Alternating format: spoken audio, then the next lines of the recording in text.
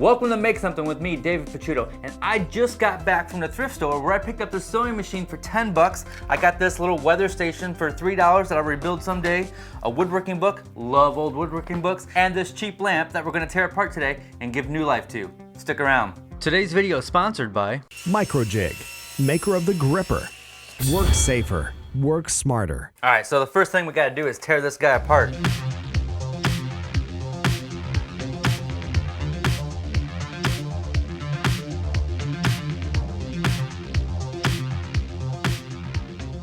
So I think I'm gonna get rid of the plastic.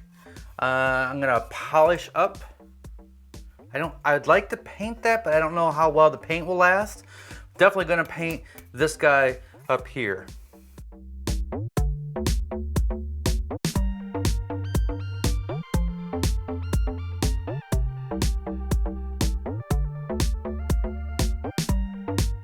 All right, so I got the head of the lamp all sanded down. The gooseneck part I polished up with some steel wool. We're gonna tape this off and we're gonna paint the rest of this white. So I have some white primer and then some flat white paint that we're gonna put on here.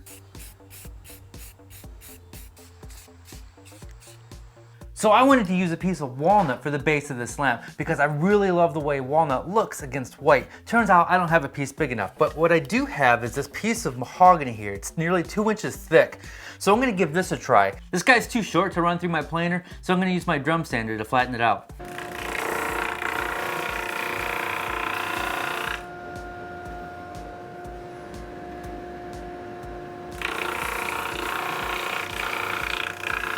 So we use the drum sander to flatten it up. I do have one straight edge that I'm going to use to kind of just square this up. We're designing on the fly here, but I want to start off with a nice squared rectangle just to give me a working point, a starting point for this project. In addition to the dust collection I have below the table saw, I also have this box fan here with a furnace filter to catch the airborne dust. It's a great tip to have this right next to the table saw blade.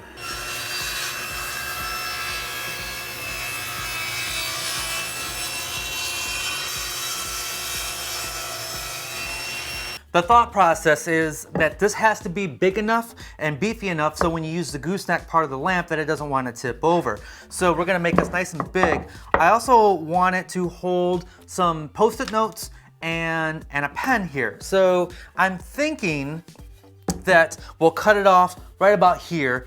We'll have the lamp come up right here, and then maybe this is angled and then it stops down here and there's a little place to put your pen and then a little place to put the Post-it notes.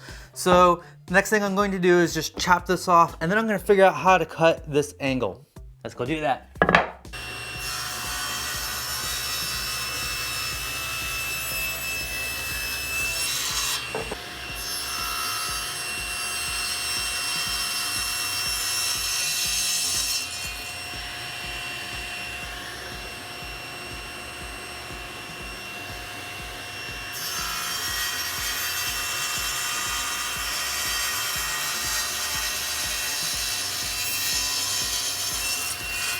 So honestly, I didn't feel very comfortable with this angle at the table saw. I got it started, but it didn't feel right. And whenever something doesn't feel right, don't do it. This is a very dangerous hobby. So I'm over here on the bench. I'm just gonna take a hand plane and finish this up.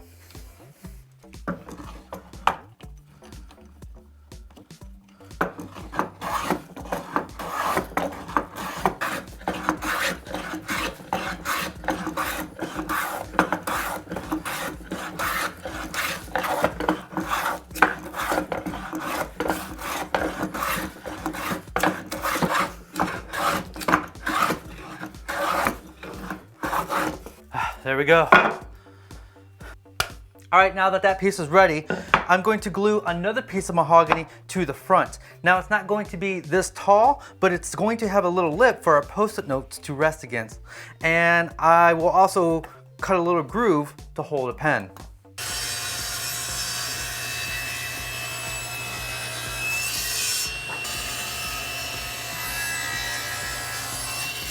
So I have a V-groove bit in my router table here. I'm just gonna route a little groove in the bottom of this piece.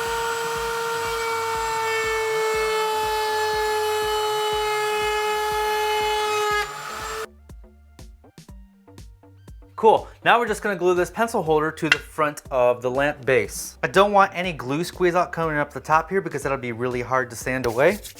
So I'm putting most of the glue down here, and it doesn't need to be a super strong joint. I mean, it's just going to hold this guy to the front of it, right?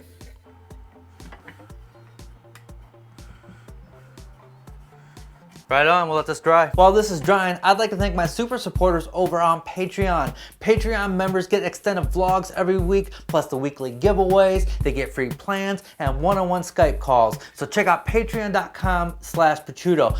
Please subscribe because I put out new videos every Tuesday and Thursday. And did you know every Wednesday I put out a video on my second channel called Make Something Too? So check that out.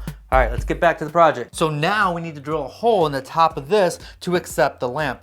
And then we'll drill a bigger hole down at the bottom so we can access the threads.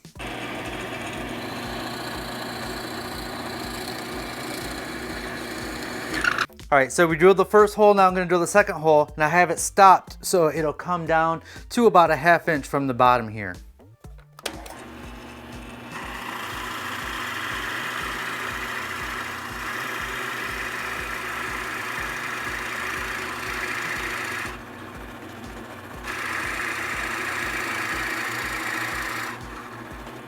So since the head of the lamp is white, I want an element of that to repeat in the base. So I have this piece of acrylic here that I'm going to cut to size and paint white and then screw on to the bottom. So it'll have this nice little white line going along the bottom.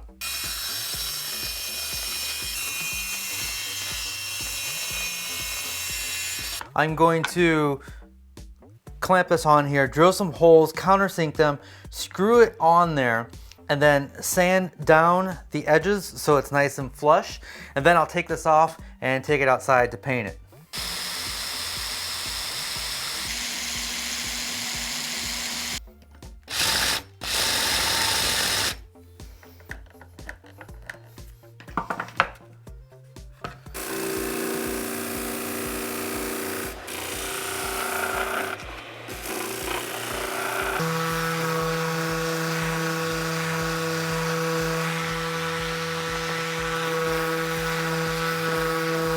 So now everything is nice and flush. I also sanded the bottom to kind of roughen it up a little bit so the paint will stick to it a little bit better.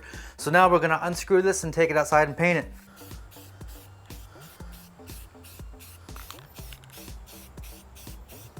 While that piece of acrylic is outside drying, I'm just gonna throw some oil on the base here. Once the oil dries, I'll put on a couple coats of spray lacquer.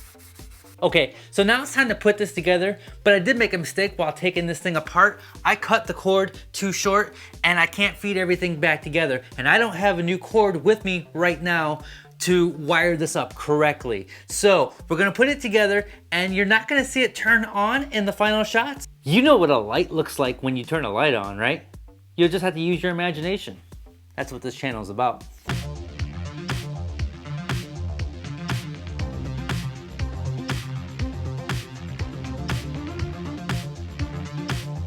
Oop, looks like I need to drill a hole in the back to feed the cord through. Didn't think about that.